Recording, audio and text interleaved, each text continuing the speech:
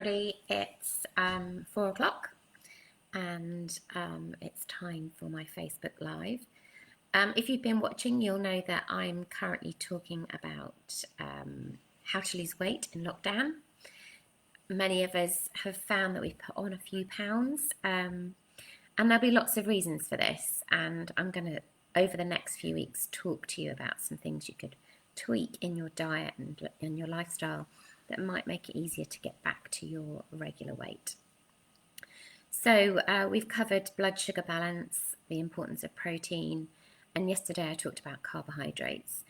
And today I'm going to talk about a specific type of carbohydrate, and that is sugar.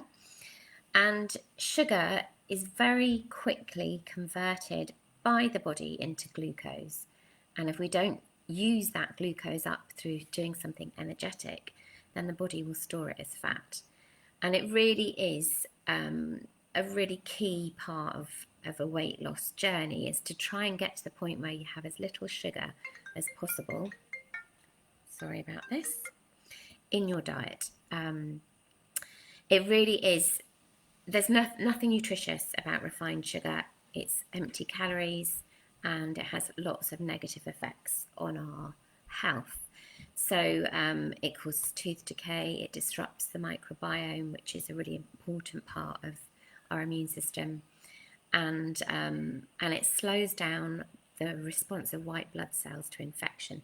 So at the moment, it's really key not to be having a high sugar diet. So where would you find sugar in your diet? Well, you'll know if you're adding it to cereal or cups of tea and coffee. And I would say that if you are someone that does that, that is the first place to start with, is try and cut out added sugar, because that really isn't necessary, and you can get to a point where you can wean yourself off that. So it might be that you address how many cups of tea you're having, and if you reduce those, you'd automatically lower the amount of sugar that you're having. The second area to look at is where sugar's been added to food that you're already eating.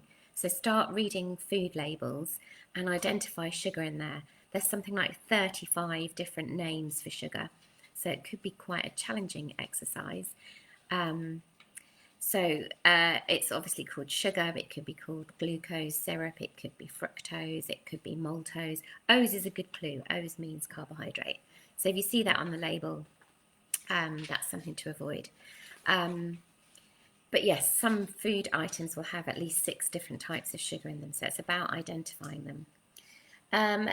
Then another thing would be, if you have a sweet tooth and you enjoy cakes and biscuits, it would be about starting to maybe bake your own, so you know what you're putting in there,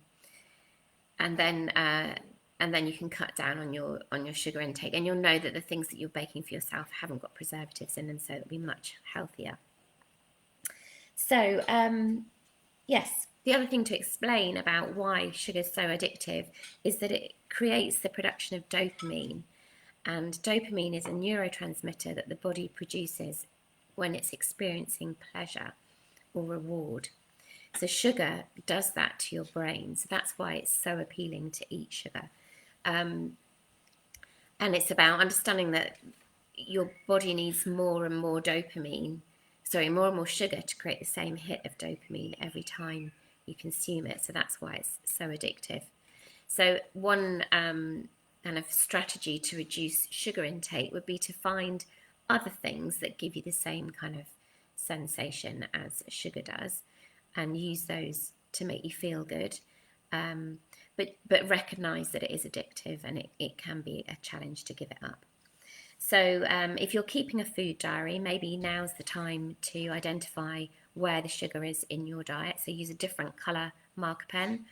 And then next time you go shopping, or even looking at the stuff you've got in your cupboards, a good indication of a low sugar product is something that's got less than 10 grams of sugar per 100 grams. So if you're comparing snack bars, you want one with the lowest sugar content. 10 grams is very low for a snack bar, but it's still quite high if you're thinking about if you consumed 100 grams of something, 10 grams of sugar would be a lot. And things like shop-bought yogurts, if they're fruit flavoured, they often contain 20 grams of sugar, which is like 4 teaspoons of sugar. So start reading the labels and identifying where the sugar is in your diet. And I'll be back next week with some more tips, not on Monday because I'm going to take the day off. So I'll see you then. Thanks for watching. And if you found this useful, please share it. Thanks. Bye.